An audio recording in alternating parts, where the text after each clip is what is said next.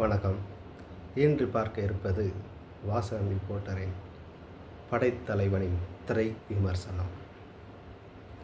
படைத்தலைவன் Pongal அன்றுக்கு release ஆகக்கூடிய தேதி அறிவிக்கப்பட்டு இருந்தது. பின்னடைவில் தள்ளி போனது. பிறகு பெரும் தடைகளை தாண்டி வெள்ளிக்கிழமை 12ஆம் தேதி அன்று 12/6/2025 முதல் உலகமெங்கும் திரட்டப்பட்டுள்ளது. அப்படி சொன்னால் அந்த படைத்தலைவன்கிற பெயருக்கே படம் பிரம்மாண்டமாக இருக்கும் என எல்லாரும் அடிதடி காட்சிகள் அதிகமாக இருக்கும் என நம்பினார்கள். ஆனால் நானும் சென்று பார்த்தேன். அடிதடியும் இருக்கிறது, சண்டை காட்சிகளும் இருக்கிறது.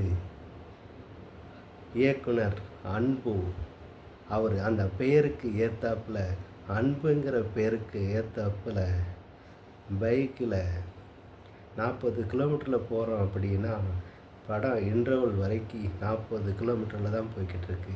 அன்பு என்கிற பாசத்தின் ரீதியாக பாக்கி அந்த இடைவெளிக்கு மேலே 40 போய்கிட்டு இருக்க இந்த பைக் ரேஸு 50, 60, 70, 80, 90, 100 டக்குன்னு படம் முடிஞ்சிருது. அந்த அளவுக்கு பிரமிப்பாக மிரட்டலாகவும் எடுத்திருக்கிறார். சொல்லப்போனால் அன்பு, அவர் பேர் தான் அன்பு என்றாலும் அன்பாக எப்படி பழக வேண்டும் யானையிடம் அப்படி சொல்லக்கூடிய அளவுக்கு அந்த படம் எடுத்து காட்டியிருக்கிறது. மக்களுக்கு ஒரு வரப்பிரசாதம் என்று கூட சொல்லலாம். என்ன ஒன்று, சிறுவர்கள் எல்லாம் ஸ்கூல்லாம் திறந்ததுக்கு அப்புறமா ரிலீஸ் ஆகிருக்கு. அது ஒன்று தான். இருப்பினும் பரவாயில்லை சொல்லக்கூடிய அளவுக்கு ஓடிக்கொண்டு இருக்கிறது. வெற்றி நாயகனாக ஓடிக்கொண்டு இருக்கிறது. ஆகவே இதில் இசையானி இளையராஜா செமையாக தூள் கிளப்பியிருக்கிறார். அதுவும் ஒரு பாடலே நல்ல ஒரு பாடல். உன் முகத்தை பார்க்கையில் அது நல்ல சரியான ஒரு பாடல் அமைந்திருக்கிறது. இந்த கதைக்கு ஏற்ற மாதிரி சண்முக பாண்டியன் நடித்திருக்கிறார்.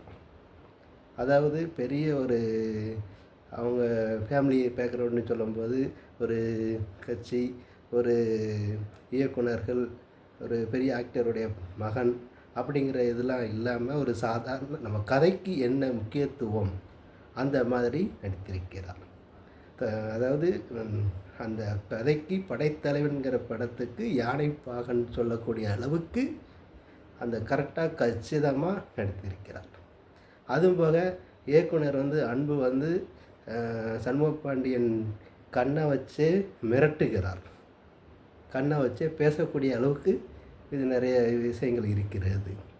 அதுவும் விஜயகாந்தின் கண்கள் போல அந்த மிரட்டுகிறார். அது இந்த படத்தில் A1 தொழில்நுட்பத்தின் மூலமாக விஜயகாந்தை காட்டுவது செமையாக இருக்குது.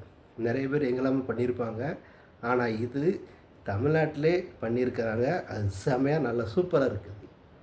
அந்த அளவுக்கு விஜயகாந்த் ரசிகர்களுக்கு ஒரு ரமணாவை திருப்பி கொண்டு வந்த மாதிரி ஒரு ஆக்ஷன் இருக்குது. அவர் எந்திரிச்சு வரக்கூடியதே ஸ்பீடு அந்த மாதிரி காமிப்பாங்க. அது நம்ம அதிகமான திரை விமர்சனம் சொல்லிட்டு ஃபுல் படத்தை நம்மளே சொல்லிட்டா எப்படி?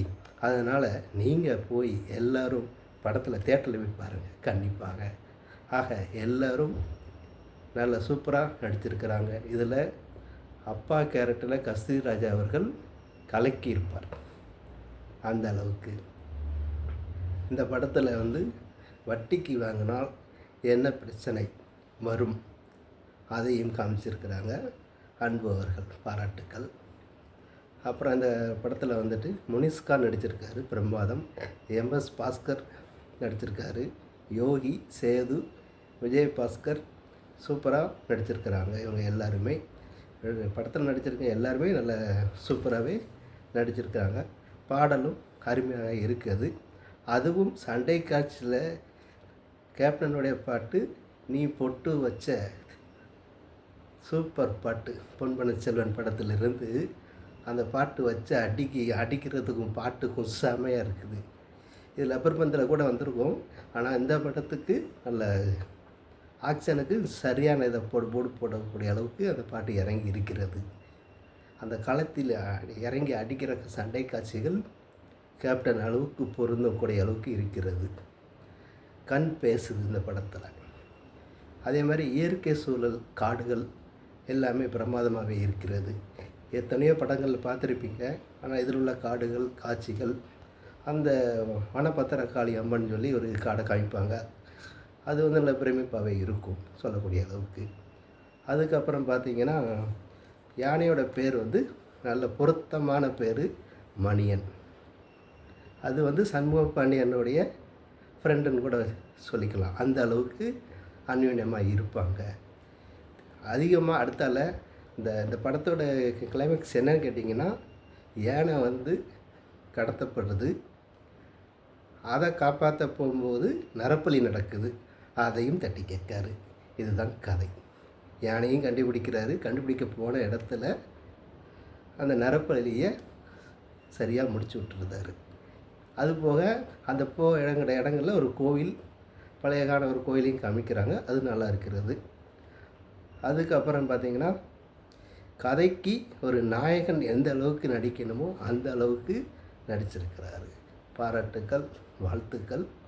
இந்த படம் கண்டிப்பாக நல்ல ஒரு மாற்றத்தை சண்முக பாண்டியனுக்கு விருந்தாக அமையும் என்று சொல்லிக்கொண்டு, நெல்லை மாவட்டத்திலிருந்து வாசகன் ரிப்போர்ட்டர் சார்பாக எனது வாழ்த்துக்களையும் நன்றிகளையும் தெரிவித்துக் கொள்கிறேன். எல்லோரும் திரையரங்கில் போய் படத்தை பார்க்கணும். தமிழ் எனக்கு பிடிக்காத ஒரே வார்த்தை, திரையரங்கில் போய் நீங்கள் பார்க்கணும். நன்றி.